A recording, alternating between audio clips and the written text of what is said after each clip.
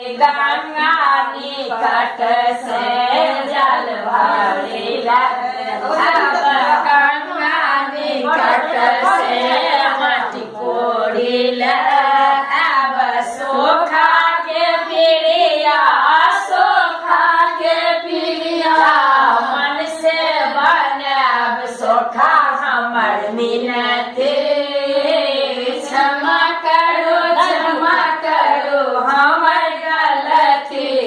सोखा सुनो मिनती, गंगा निकट से जल भरिला,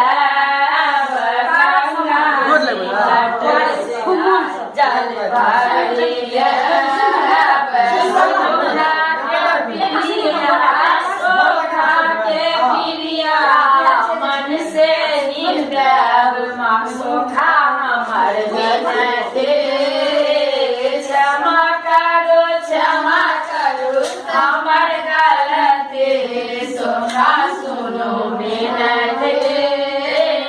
हलवाई दुकान से माधुर मंगाब, हलवाई दुकान से